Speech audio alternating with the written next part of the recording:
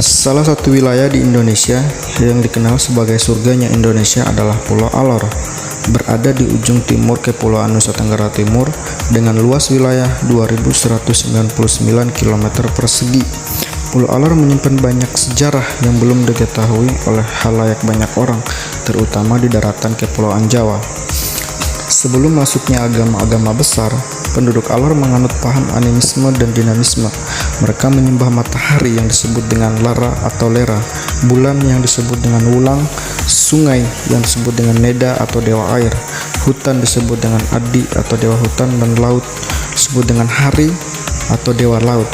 Berdasarkan data Kementerian Dalam Negeri, hingga akhir tahun 2020, mayoritas penduduk Kabupaten Alor adalah penganut agama Kristen sebanyak 74,87%, yang dimana Protestan 71,75% dan sebahagian Katolik 3,12%.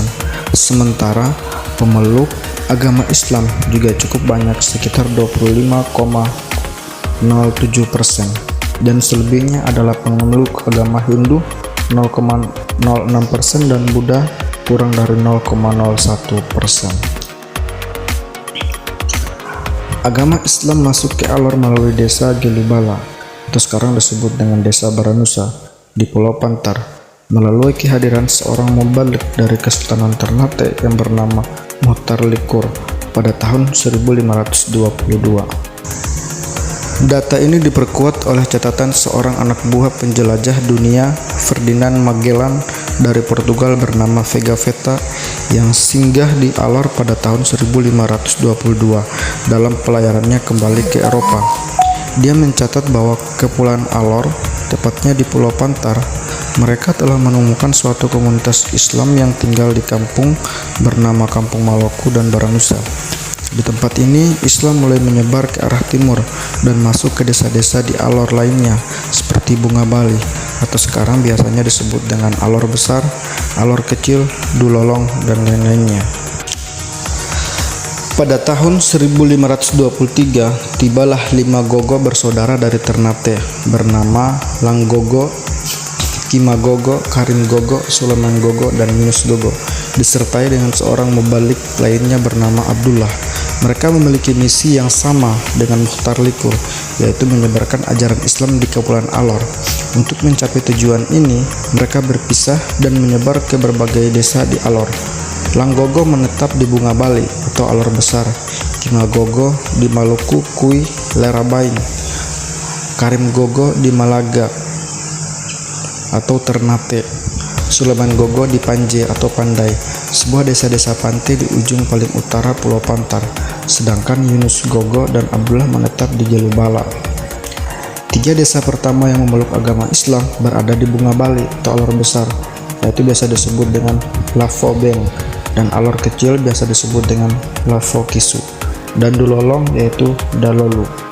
Menurut catatan, cepatnya proses ketiga desa ini memeluk agama Islam adalah karena ketiga desa ini dibangun oleh satu keluarga yang sama, yaitu keturunan dari Sakubala Duli dan istrinya Bui Munangbela.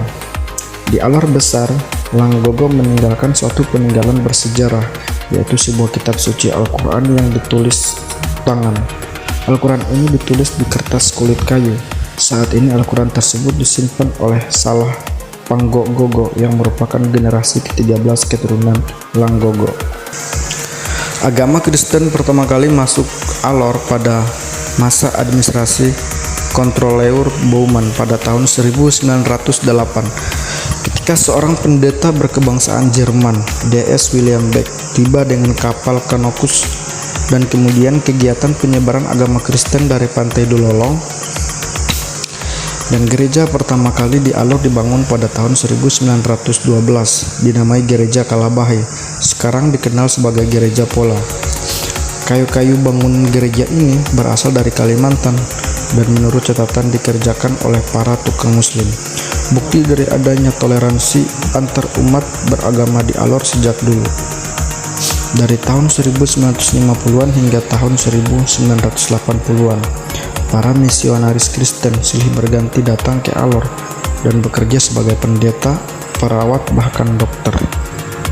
Agama Buddha pertama kali masuk ke Alor melalui para pedagang Tionghoa. Orang Tionghoa pertama yang menjejakkan kakinya di bumi Alor adalah Ong Keng Zhao atau lebih dikenal dengan julukan OKT. Ia tiba di Alor pada tahun 1908 dari kota Fuzhou, provinsi Fujian, Tiongkok, dan menetap di Alor kecil untuk memulai usaha hasil bumi. Dengan berpindahnya pusat pemerintahan, kegiatan perniagaan OKT juga dipindahkan ke Kalabahai pada tahun 1911. Komunitas Tionghoa yang dibentuk oleh OKT dengan cepat membaur dengan komunitas lokal. OKT sendiri sempat menikah wanita lokal bernama Ina Lipu yang beragama Islam. Penyebaran ajaran agama Buddha di Alor Penjudi bersifat internal, yaitu hanya berkembang di kalangan warga Tionghoa dan keturunannya saja.